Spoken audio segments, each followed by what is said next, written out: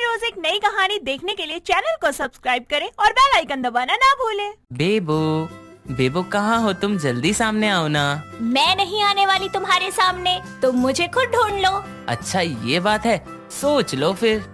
सोच लिया, चलो जल्दी से ढूंढो मुझे। फरहान धीरे धीरे दबे पांव चलता हुआ कमरे में जाता है और दरवाजे के पीछे छुपी हुई बेबो को पीछे से हक कर लेता है और उसके नेक पर किस करता है। तभी बेबो उससे बोलती है, मुझे समझ नहीं आता फरहान, तुम हमेशा मुझे कैसे ढूंढ लेते हो, चाहे मैं कहीं भी छुप जाऊं। ये जो तुम्हारे परफ्यूम की खुशबू है ना, ये मुझे हर बार बता देती है कि तुम कहाँ हो। ऐसा है क्या? और अगर मैं ये परफ्यूम ना लगाऊं तो?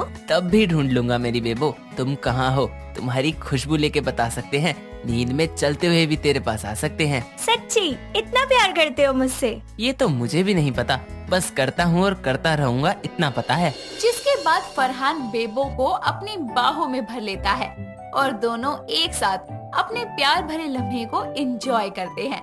सुबह जब बेबो की आँख खुलती है तो वो जल्दी से उठकर तैयार हो जाती है और नाश्ता बनाने लगती है। तभी वो अपने बीते हुए पलों के बारे में सोचने लगती है, जब वो और फरहान एक साथ एक ऑफिस में काम किया करते थे। फरहान अपने कुछ दोस्तों के साथ लंच में बैठा हुआ बातें कर रहा होता है। हंसती मुस्कुराती हुई बेबो हाथ में मिठाई का डब्बा ले आती है और फरहान के पास खड़े उसके दोस्त नकुल को देते हुए बोलती है, ये लो, मुंह मीठा करो। पर किस खुशी में मैडम?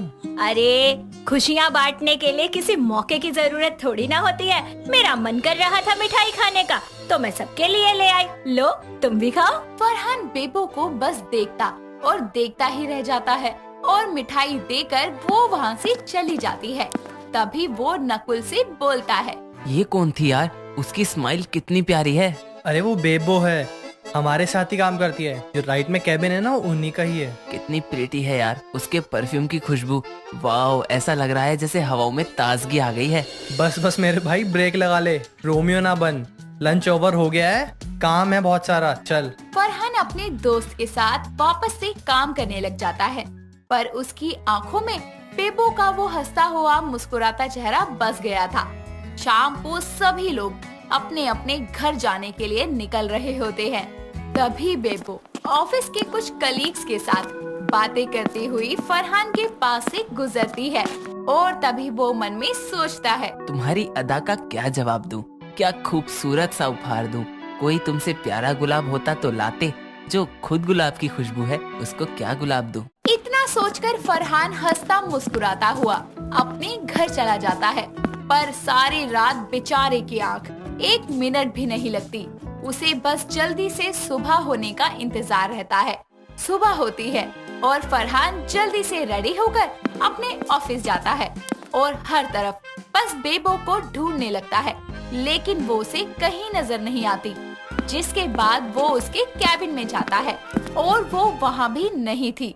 ये सब देखकर फरहान उदास हो जाता है और जैसे ही वो पीछे मुड़ता है, तभी उसकी बेबो से टक्कर हो जाती है और वो उसे अपनी बाहों में थाम लेता है और बोलता है, सॉरी, मैंने देखा नहीं। अब ठीक है ना? आपको लगी तो नहीं? अरे इतने सारे सवाल एक साथ पूछोगे तो मैं जवाब नहीं दे पाऊंगी। फरहान, एक एक करके सवाल पूछो। सॉरी, वैसे आपको मेरा नाम कैसे पता? अरे हम एक ही ऑफिस में काम करते हैं, भला मुझे अपने कलीग का नाम नहीं पता होगा? By the way, I am Bebo. Farhan Khan. इतना कहकर बेबो वहाँ से चली जाती है और फरहान उसे देखता रहता है। ऐसे ही कुछ वक्त बीतता है और फरहान बेबो में अच्छी दोस्ती हो जाती है। दोनों मन ही मन में एक दूसरे को चाहने लगते हैं और तभी न्यू ईयर आता है, जिसके चलते ऑफिस का बॉस एक बड़ी सी पार्टी रखता है और सभी को अपने अपने पार्टनर के साथ कपल बनकर इस पार्टी में एंट्री करनी थी। इस पार्टी में बेबो फरहान की पार्टनर बनके उसके साथ एंट्री लेती है। एंट्री करते टाइम गार्ड दोनों के हाथ पे सेम टू सेम नंबर लिख देता है। सभी लोग पार्टी को एंजॉय कर रहे होते हैं। तभी स्टेज पर मैनेजर एक अनाउंसमेंट करता है, मेरी तरफ से आप सभी को हैप्पी न्यू ईयर। जैसा कि आप सब जानते हैं, एंट्री करते टाइम आपके हाथ पर एक नंबर लिखा है। अब हम सभी लड़कों की आंखों पर पट्टी बांधेंगे और उसके बाद उनको अपनी पार्टनर को ढूंढना है। सभी लड़कों को आंखों पर पट्टी बांधकर एक लाइन में खड़ा कर दिया जाता है और दूसरी तरफ लड़कियों को खड़ा कर दिया जाता है। फरहान बेबो के परफ्यूम की खुशबू को महसूस करता हुआ सीधा चलता हुआ उसके पास सबसे पहले जाता है, जिसके बाद सभी लोग उनके लिए तालियां बजाते हैं। जिसके बाद बेबो फरहान की आंखों से पट्टी हटाती है और बोलती है, वाओ, तुमने तो एक बार में ही मुझे ढूंढ लिया। How sweet. तुम्हें कैसे पता चला कि मैं यहाँ हूँ? मैं तो सबसे दूर होकर खड़ी थी। इसका जवाब भी दूंगा। डांस करोगी मेरे साथ? फरहान बेबो का हाथ पकड़ के उसे डांस फ्लोर पर लेकर जाता है। दोनों डांस करते करते बेहद करीब आ जाते हैं। तभी बेबो उससे बोलती है, कम से कम अब तो बता दो फरहान कि तुमने मुझे कैसे ढूंढा, वो भी एक बार में। तुम्हारी खुशबू से। खुशबू से? तुम्हारा ये परफ्यूम, इसकी खुशबू मुझे दीवाना बना देती है। ऑफिस में पहली बार जब तुम्हें देखा था तब से लेकर आज तक तुमसे प्यार करता हूँ। तुम्हारी स्माइल, इसे जब भी देखता हूँ लगता है मेरी लाइफ में कोई गम कभी भी नहीं आएगा। सच कहूँ तो तुमसे बहुत प्यार करता हूँ मेरी ड्रीम गर्ल। मैं भी तुमसे बहुत प्यार करती हूँ Farhan. I really love you. अपने प्यार के इजहार के बाद दोनों एक दूसरे को डांस फ्लोर पर लिप किस करते हैं और अपनी न्यू ईयर नाइट को एंजॉय करते हैं। ऐसे ही वक्त बीतता है और एक दिन बेबो ऑफिस में काम कर रही होती है। तभी उसकी दोस्त नायरा उसके पास आकर बोलती है, यार मेरा बॉयफ्रेंड है ना कबीर, वो मुझे डेट पर ले जा रहा है, तो तू अपने पास हमेशा एक एक्स्ट्रा ड्रेस रखती है ना, वो मुझे दे दे यार। मैं ऑफिस से सीधा उसके पास चली जाऊंगी। और हाँ, अपना परफ्यूम भी दे दियो। हाँ हाँ, जरूर ले जाइयो। बेबो अपने बैग से ड्रेस और परफ्यूम निकालकर नायरा को दे देती है और वो जल्दी से रेडी होकर अपने बॉयफ्रेंड के पास जाती है। नायरा जिस रेस्टोरेंट में बैठी होती है उसी रेस्टोरेंट में फरहान भी नकुल के साथ आता है। तभी नकुल नायरा को देखकर बोलता है, ओए वो देख, बेबो है ना। कहाँ? भाई पीछे मुड़ के देख, और इसके साथ वो चूपड़ कबीर है ना। भाई तेरी बंदी तेरे को धोखा दे रही है। देख कैसे उसके साथ हाथों में हाथ डाल के बैठी है। फरहान जैसे ही पीछे मुड़कर देखता है तो वो जल्दी से उठकर नायरा के पास जाने लगता है, पर उसके वहाँ पहुँचने से पहले ही नायरा वहाँ से उठकर चली जाती है और उसका स्कार्फ वहीं रह जाता है। जैसे ही फरहान उस स्कार्फ को उठाता है तो उसे बेबो के परफ्यूम की खुशबू आती है और वो जल्दी से अपनी जेब से फोन निकालकर बेबो को कॉल करता है, लेकिन वो कॉल रिसीव नहीं करती। जिसके बाद वो सीधा बेबो के घर जाता है और जोर से चिल्लाता हुआ बोलता है, बेबो, मैंने कभी भी नहीं सोचा था कि तुम मेरे साथ ऐसा करोगी। अरे खुद से ज्यादा प्यार किया मैंने तुमसे और तुमने मुझे धोखा दिया। क्यों किया तूने ये सब?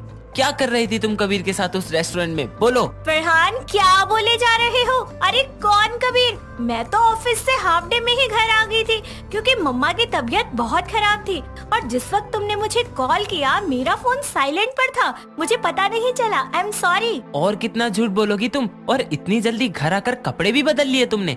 तुम कितनी चालाक हो यार। अरे तुम पागल हो गए हो क्या? जो मुंह में आ रहा है बोले ही जा रहे हो। दोनों बहस कर ही रहे थे कि तभी वहाँ नायरा आती है, जिसे देखकर फरहान चौंक जाता है और बोलता है, ये कपड़े, ये परफ्यूम तो सब बेबो का है। हाँ हाँ उसी का है, मैंने कब मना किया? फरहान अब तुम मुझे पूरी बात बताओगे कि क्या हुआ है? जिसके बाद फरहान सारी बात बेबो को बताता है, जिस पर नायरा बोलती है, सॉरी यार, वहाँ मैं थी, बेबो नहीं। और अब तुमने मुझे अपनी आंखों से देख ही लिया है तो कुछ कहने की जरूरत नहीं है। इतना कहकर नायरा वहाँ से चली जाती है। बेबो ये सब सोच ही रही थी कि तभी वहाँ फरहान आता है और बोलता है, गुड मॉर्निंग जान, क्या सोच रही हो? कुछ नहीं, बस यही सोच रही थी कि हम दोनों यूं ही साथ रहे, हमारे बीच में कभी कोई गलतफहमी ना हो। एक बार ये गलती कर चुका हूँ, अब कभी नहीं करूँगा। और मेरी खुशबू मिस है आज। परफ्यूम नहीं लगाया बेबो? लगाया है ना, आई खुशबू। उफ, ताजगी ही ताजगी। ललिता अपने बेटे समर की शादी एक बड़ी ही सुंदर लड़की मीरा से करवा देती है। उसको लगता है मीरा अपने नाम की ही तरह एक भक्ति भाव में लीन लड़की होगी। शादी के बाद जब अगले दिन उसकी मुंह दिखाई के लिए ललिता आसपास की पड़ोस की औरतों को बुलाती है, तो उनमें से कविता नाम की एक पड़ोसन मीरा का चेहरा देखने के बाद बोलती है। अरे ललिता बहन, तू तो बिल्कुल चांद जैसी बहू लाई है। इसकी आवाज तो सुना दे, पता तो लगे कि इस खूबसूरत चेहरे की आवाज कितनी मीठी है। हाँ हाँ, क्यों नहीं। मीरा बहू, जरा सबको अपनी पसंद का एक अच्छा सा गाना सुना दे, सबके कानों को सुकून मिल जाएगा। जरूर माँ जी। ब्लू आईज हिप्नोटाइज तेरी कर दी है मैनू, आई स्वेयर छोटी ड्रेस में बॉम्ब लग दी मैनू, ग्लॉसी लिप्स ओ फेयर ट्रिक्स बेबी लग दी है किलर, ओ ये कत्ल करे तेरा बॉम्ब फिगर। बहू, ये क्या गा रही है? अरे अपने नाम के जैसे कोई भजन नहीं आता क्या? मीरा तो कान्हा की भक्त थी। पर माँ जी, मैं तो हनी सिंह की भक्त हूँ, आई मीन फैन हूँ, तो मुझे बस उसी के गाने आते हैं। ये सुनकर ललिता का मुंह शर्म से झुक जाता है। वो सभी मेहमानों को विदा करके अपने बेटे समर को बुलाकर बोलती है। समर, देख अपनी बीवी को। अरे मुझे तो लगा था ये अपने नाम की तरह ही कृष्ण भक्ति में लीन मीरा होगी, पर ये तो पता नहीं किस मधुमक्खी से नाम वाले की फैन हुई पड़ी है। माँ, वो मधुमक्खी नहीं, हनी सिंह है। अरे उसकी फैन तो पूरी दुनिया है। अब आप क्या पूरी दुनिया को डांटोगी? पूरी दुनिया जाए तेल लेने, मुझे मेरे घर से मतलब है। बहू को बोल दे मुझे नहीं पसंद ये अभद्र गाने, इसलिए दोबारा ना गाए ना बजाए। कोशिश करूँगा। वैसे भी वो डाई हार्ट फैन है, मुझे नहीं लगता वो मानेगी। अगर नहीं मानी तो मैं अपने तरीके से मनवा लूंगी। ललिता अपना ऑर्डर देकर चली जाती है, जिसके बाद समर अपनी नई नवेली बीवी को समझाता है कि माँ के आगे हनी सिंह के गाने ना गाए, लेकिन मीरा अपनी आदत से मजबूर थी। अगली सुबह 8 बजे जब सब सोए होते हैं, तभी मीरा अपने कानों में हेडफोन लगाकर बोलती है। हेडफोन लगाकर गाने सुनती हूँ, सासू माँ को कुछ भी सुनाई नहीं देगा और मैं भी अपना मजे से सुनती रहूंगी। मीरा अपने कानों में हेडफोन लगाकर नाश्ता बनाने लगती है, लेकिन वो हनी सिंह के गानों में इतनी खो जाती है कि गाने सुनते सुनते जोर जोर से गाते हुए बोलती है। आज ब्लू है पानी पानी पानी पानी पानी पानी, और दिन भी सानी सानी सानी सानी सानी सानी, आ जाओ ऑन द बीच यार, फोटो मेरी खींच, फूटी किस्मत होगी तेरी अगर तूने ये बात न मानी। मीरा जोर जोर से गाना गाने लगती है, जिसके कारण उसकी सास ललिता की नींद खुल जाती है और वो उठकर बाहर देखने आती है। इसी के साथ समर के कानों में भी मीरा की आवाज आती है, जिसके बाद वो उठते हुए बोलता है। आज माँ पक्का मीरा की किस्मत फोड़ देगी, अच्छे से उसका दिन सनी बना देगी। इससे पहले कोई बड़ी बात हो, मुझे ही जाकर बात संभालनी पड़ेगी। इस तरह ललिता रसोई में आकर देखती है कि मीरा के कानों में हेडफोन लगे हैं और वो अपनी मस्ती में काम करते हुए गाने गा रही है, जिसके बाद ललिता चिल्लाकर बोलती है। बहू, मम्मी जी आप क्या हुआ? क्या हुआ? तू पूछती है क्या हुआ? अरे कल ही तुझे समर ने समझाया होगा ना कि उस मधुमक्खी के गाने इस घर में नहीं बजेंगे, फिर भी तूने आज सुबह सुबह उसके गानों का जागरण शुरू कर दिया। पर माँ जी, मैं तो बस सुन रही थी और धीरे धीरे गुनगुना रही थी, मुझे नहीं पता चला कि बाहर तेज आवाज आ रही है। तुझे कहाँ से आवाज आएगी? अपने कानों में तो तूने ये ठेठुए लगा रखे हैं, लेकिन बाकी मोहल्ले वालों के कानों से तो खून निकल गया ना। एक तो तेरी ये बेसुरी आवाज, ऊपर से ये घटिया गाना। माँ जी देखो, मुझे कुछ भी बोल लो, मुझे बर्दाश्त है, लेकिन हनी सिंह को नहीं। आज तो आपने उसे मधुमक्खी कह दिया और मैंने सुन लिया, लेकिन आगे से बिल्कुल नहीं सुनूंगी। तो क्या करेगी? यो यो करूंगी और पूरे घर में जोर जोर से चिल्लाकर गाने गाऊंगी, स्पेशली आपके कानों के पास आकर। रुक तू, तेरा भूत मैं उतारती हूँ। झाड़ू कहाँ है? ललिता झाड़ू लेकर अपनी बहू मीरा को मारने के लिए भागती है। तभी बीच में समर आ जाता है और अपनी माँ को रोकता हुआ बोलता है। माँ, ये क्या कर रही हो? अपनी बहू पर हाथ उठाना आपको शोभा देता है क्या? तेरी बीवी को ऐसे जोर जोर से अभद्र गाने गाना शोभा देता है? अरे माँ, दुनिया सुनती है उसके गाने। मैंने तो नहीं सुना। तो मीरा से सुन लो ना। मीरा, जरा माँ को हनी सिंह का नया गाना सुनाओ। कुंडी मत खटकाओ राजा, सीधा अंदर आओ राजा, थोड़ा सा परफ्यूम लगा के मूड बनाओ ताजा ताजा। मीरा यार, कोई ढंग का गाना नहीं सुना सकती थी, फिर सुनेगी ये। मीरा का ये गाना सुनकर तो ललिता और गुस्से में आ जाती है और उसको एक बार फिर गुस्से में चिल्लाते हुए बोलती है। बहू, छी, ऐसे गंदे गाने गाने वाले की फैन है तू। रुक जा, तू आज मेरे हाथों से नहीं बचेगी। सॉरी माँ जी, अब नहीं गाऊंगी ये वाला गाना, माफ कर दो। मीरा अपनी सास से बचकर कमरे में भाग जाती है, जिसके कुछ दिन तक तो वो अपनी इस आदत पर कंट्रोल करती है। लेकिन तभी उसको सोशल मीडिया की मदद से पता लगता है कि उसके शहर में हनी सिंह का कॉन्सर्ट होने वाला है। ये देखकर वो खुश होकर समर को बोलती है, समर ये देखो, हनी सिंह अपने यहाँ आने वाला है, तुम प्लीज मुझे उसके कॉन्सर्ट में ले चलो ना। अरे अरे इतना प्लीज मत बोलो, ले चलूंगा, लेकिन माँ को पता मत लगने देना, वरना तुम्हारे साथ साथ मुझे भी घर से निकाल देंगी। पक्का नहीं पता लगने दूंगी। हनी सिंह के कॉन्सर्ट वाले दिन मीरा और समर तैयार होकर घर से निकल रहे होते हैं। तभी ललिता उनको जाते देखकर बोलती है, हाँ, कहाँ चली ये दो हंसों की जोड़ी? अरे वो मम्मा। पहले तो तू पान थूक, फिर बोल। अरे माँ जी, मैं अपने मायके जा रही हूँ माँ से मिलने। तो इसको इतनी सी बात बोलने में लकुआ मार रहा था। इनको लगा आप डांटेंगी। तुम लोगों को क्या लगता है कि मैं फालतू में डांटती रहती हूँ? अरे कोई गलत काम करोगे तो ही डांटूंगी ना। जाओ और जल्दी आ जाना। ठीक है माँ, हम जल्दी आ जाएंगे। समर और मीरा झूठ बोलकर कॉन्सर्ट देखने निकल जाते हैं। ये उनके शहर में होने वाला बहुत बड़ा कॉन्सर्ट था, इसीलिए इसका लाइव प्रसारण टीवी पर किया जा रहा था। और कॉन्सर्ट में गए मीरा और समर को टीवी पर उनकी पड़ोसन कविता देख लेती है, जो भागते हुए ललिता के पास आकर बोलती है, अरे ललिता बहन, वो देख तेरे बहू बेटा टीवी पे आ रहे हैं। हाय हाय, क्या हुआ? कहीं बहू की माँ तो नहीं टपक गई? उसी की न्यूज आ रही होगी टीवी पर। अरे नहीं नहीं, वो जो वर्ल्ड फेमस सिंगर है ना हनी सिंह, वो हमारे शहर में आया है प्रोग्राम करने के लिए। अरे टीवी पर उसका सीधा प्रसारण आ रहा है, मैंने भी देखा। ये दोनों झूठ बोलकर उस मधुमक्खी से नाम वाले का प्रोग्राम देखने गए। इनको तो मैं बताती हूँ, पता नहीं कौन है ये जिसके पीछे बहू के साथ साथ मेरा बेटा भी पागल हो गया। अरे ये क्या कह रही हो ललिता बहन, तुम्हारे घर में अखबार नहीं आता जो तुम हनी सिंह को नहीं जानती? अखबार का क्या लेना देना? अरे उसके फेमस से गाने का रैप है ना, बस कर ये जलवे न दिखा, ये सब मैं वो देख चुका, तुझ जैसी तो पट जाती है फिर दुर्घटना घट जाती है, मैं हूँ शिकारी कुड़िए खाली मेरा बार नहीं जाता, मुझको ना पहचाने तू तेरे घर अखबार नहीं आता। कविता की बात सुनकर ललिता को लगता है कि सच में पूरी दुनिया हनी सिंह को जानती है सिवाय उसके। और तो और आज हनी सिंह की वजह से उसकी बहू टीवी पर आ रही है।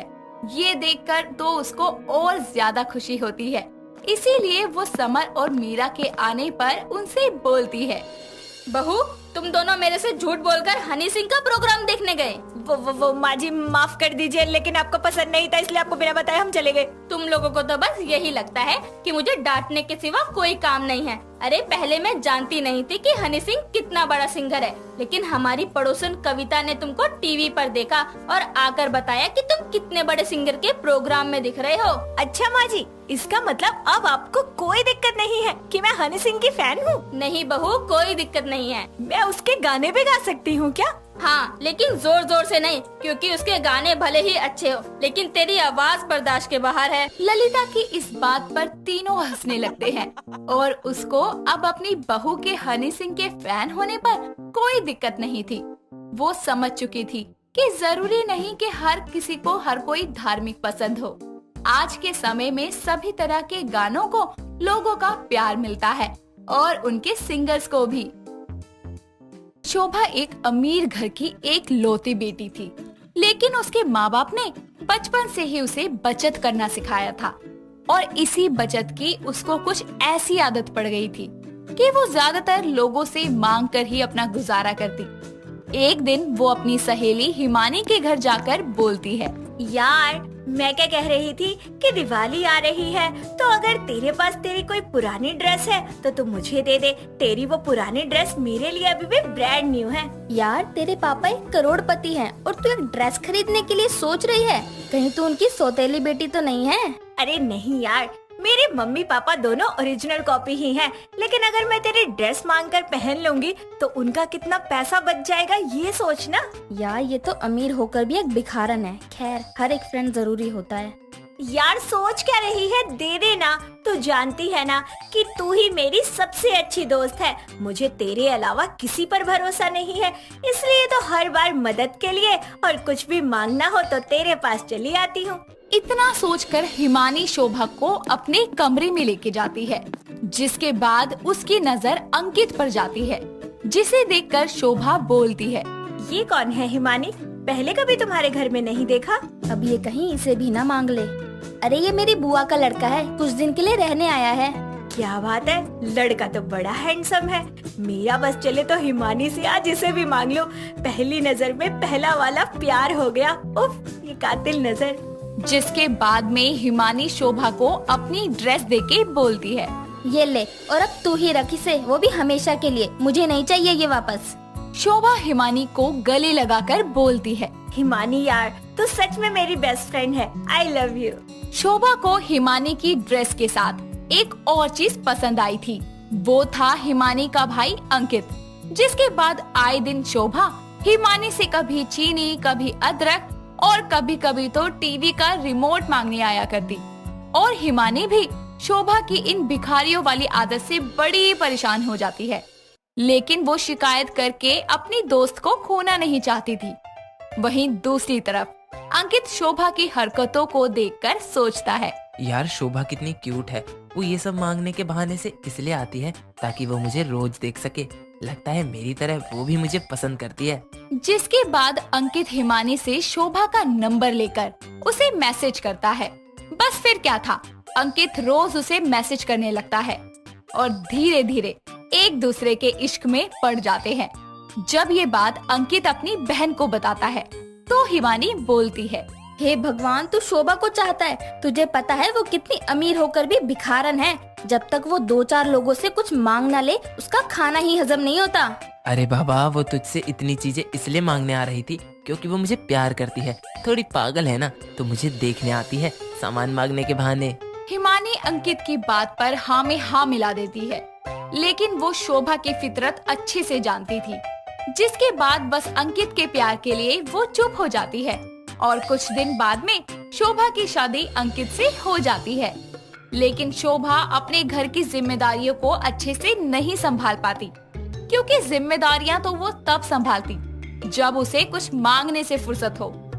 वो कभी इस घर तो कभी उस घर हमेशा कटोरा लिए घूमा करती। उसकी इस आदत से परेशान होकर लोगों ने उससे बात करना भी बंद कर दिया था। एक दिन अंकित परेशान होकर बोलता है, देखो शोभा, तुम बहुत अच्छी हो, मुझे बहुत पसंद हो। मैं तुम्हें दिल से प्यार करता हूँ। लेकिन पहले मुझे लगता था कि तुम मुझसे मिलने की खातिर हिमानी के घर मांगने आया करती थी, लेकिन शादी के बाद मैंने जाना कि तुमको तो सही में मांगने की आदत है। भिखारन की तरह जब देखो मांगती रहती हो। देखो, अब से तुम्हें ये आदत बदलनी पड़ेगी। भगवान का दिया सब है हमारे पास यार। बस इतनी सी बात मेरी जान। अरे तुम्हारी कसम, आज के बाद किसी से कुछ नहीं मांगूंगी। वाह, मुझे ये नहीं पता था कि तुम इतनी जल्दी मान जाओगी। अब मेरे लिए एक कप चाय बना लाओ। चाय पीनी है, पर चीनी तो खत्म हो गई। अच्छा तुम बैठो, मैं सामने वाले पड़ोसन से अभी चीनी मांग कर लाई। इतना कहकर शोभा चीनी लेने पड़ोस में चली जाती है। जिसके बाद अंकित अपना माथा पकड़ के बैठ जाता है। कुछ दिन यूं ही गुजरते हैं और एक दिन अंकित ये ठान लेता है कि वो अपनी पत्नी की इस आदत को सुधार के ही दम लेगा। जिसके बाद वो कुछ सोचकर घर से बाहर चला जाता है। थोड़ी देर बाद शोभा अपने घर के काम खत्म करके टीवी देखने लगती है और तभी अंकित घर का दरवाजा बजाता है और शोभा दरवाजा खोलती है। जिसके बाद वो अंकित को देखकर हैरान होकर बोलती है, हाय राम, ये क्या पहना हुआ है तुमने? तुम ठीक तो हो ना? ये क्या भिखारियों वाले कपड़े पहने हुए हैं? अरे शोभा, तुम जानती हो तुमको भीख मांगने की कितनी आदत है, तो मैंने सोचा कि मैं भी ट्राई करता हूँ। अरे पर मैं ऐसे कपड़े नहीं पहनती। मेरी जान, बस यही तो फर्क है ना कि तुम अच्छे कपड़े पहनकर घर जाकर भीख मांगती हो और मैं प्रोफेशनल भिखारी की तरह कैरेक्टर में घुसकर भीख मांग कर आया। लेकिन कायदे से मांग तो दोनों भीख ही रहे हैं ना। अरे पर ये गलत है, मैं तो ऐसी नहीं लगती कुछ मांगते हुए। अच्छा, ये सवाल अपने आप से पूछो। जब लोग तुमको देखकर मुंह बना लेते हैं, भागने लगते हैं, तुम ही बताओ फिर वो क्यों भागते हैं? अरे पर मत करो, वरना ये शर्मा जी के घर की ठंडी रोटी और बासी दाल खाने में मजा नहीं आएगा। मैंने स्पेशल गाना गा गा कर भीख मांगी है, तब जाकर मुझे ये मिली है। तुम ठीक तो हो ना? ये क्या करे जा रहे हो? गा गा कर तुम घर घर जाकर भीख मांग रहे हो? अरे मोहल्ले में हमारी कोई इज्जत है, कुछ तो ख्याल करो। अरे बाबा, बोलना क्या है, तुमको लोग अमीर भिखारन बोलते हैं और मुझे मिडिल क्लास भिखारी बोलेंगे, बस इतना ही। सुन लेंगे हम इतना भी। क्या लोग मेरे बारे में ऐसा बोलते हैं? अरे ऐसा नहीं, इससे भी ज्यादा। अब मुझे परेशान मत करो और मेरे साथ खाना खा लो, फिर मुझे सुबह जल्दी उठकर मंदिर के बाहर भी बैठना है। बस जिसके बाद अंकित घर के अंदर आकर जमीन पर बैठकर ठंडी रोटी और दाल खाने लगता है कि तभी शोभा उसका खाना छीनकर फेंक देती है और बोलती है, कोई जरूरत नहीं है खाने की। अरे भगवान ने हमें जो कुछ दिया है वो हम दोनों की जरूरत से भी ज्यादा है। हम नहीं खाएंगे ये सब और कोई जरूरत नहीं है मांगने की। अच्छा, ये बात तुमको समझनी चाहिए, मुझे नहीं। मतलब? देखो शोभा, दुनिया में कितने लोग हैं जिनको मजबूरी में भीख मांगकर अपने दिन काटने पड़ते हैं। हमको तो ऊपर वाले का शुक्रिया करना चाहिए कि हमारे पास 2 वक्त की रोटी का इंतजाम है। मैं सब समझ गई हूँ अंकित, आज के बाद मैं कभी किसी से कुछ नहीं मांगूंगी। मुझे पैसा बचाने की इतनी बुरी आदत हो गई थी कि कब मेरी ये आदत मांगने की लत में बदल गई मुझे पता ही नहीं चला, और मांगते मांगते मैं एक भिखारन बन गई। और मैंने कभी सोचा ही नहीं कि मेरी इस आदत के चलते मेरी और मेरे परिवार वालों की कितनी बदनामी होगी। पर आज से मैं कसम खाती हूँ कि मैं भूखी रह लूंगी, लेकिन मांग कर कुछ नहीं खाऊंगी और ना ही कुछ लूंगी किसी से। गुड गर्ल, अब तुम एक मस्त सी चाय बना दो, मैं नहा कर आया। ठीक है, तुम नहा लो, मैं अभी आई। हे भगवान, कहाँ से आ रही हो? चीनी मांग के? अरे बाबा, चीनी खरीद के लाई, वो भी दुकान से। बस। और उस दिन के बाद से शोभा ने लोगों से चीजें लेना छोड़कर लोगों को दान देना सीख लिया और वो अपने दर पर आए हर भिखारी को दान दिया करती। दोस्तों, अगर आपको ये कहानी पसंद आई तो इसे लाइक करें, शेयर करें और कमेंट करके बताएं कि कहानी में आपको सबसे अच्छा क्या लगा।